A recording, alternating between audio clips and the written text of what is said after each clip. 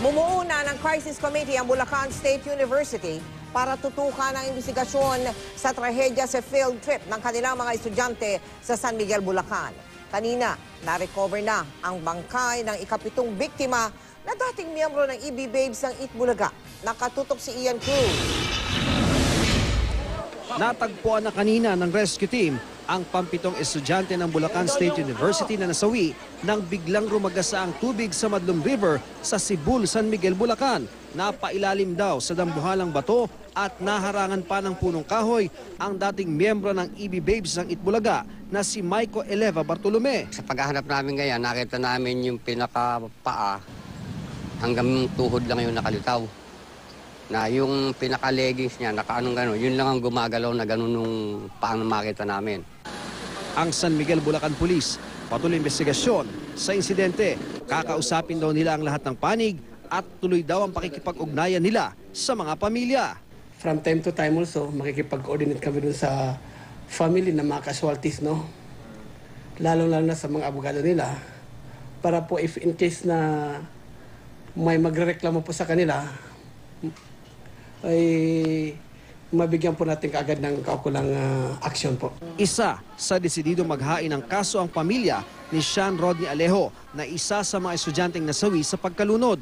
Malaki raw ang naging kapabayaan ng BSU sa trahedya. Yung sinasabi niyo pong waiver na pinapirmahan nyo is not enough para sabihin nyo na wala kayong responsibilidad sa mga estudyante. Unang-una po, yung proseso, hindi nyo sinunod, hindi kayo nagpaalam sa local government. Martes ng hapon, nasa field trip sa Madlum Cave at Mount Manalmon ang may 160 tourism students ng BSU.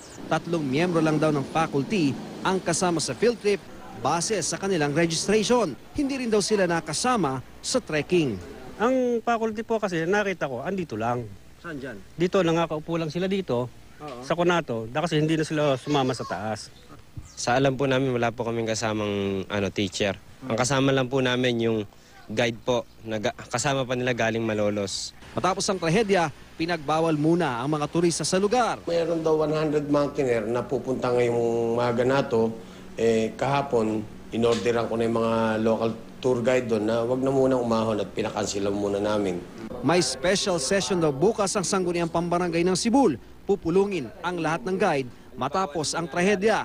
Bumuo na rin ang crisis committee ang pamantasan upang imbestigahan ang trahedya. Naglabas rin ng official statement ang Bulacan State University na labis daw nagdadalamhati sa pagkasawi ng 7 estudyante. Full assistance daw ang ibibigay ng BSU sa mga biktima. Mula rito sa San Miguel, Bulacan, Ian Cruz, Nakatutok, 24 Oras.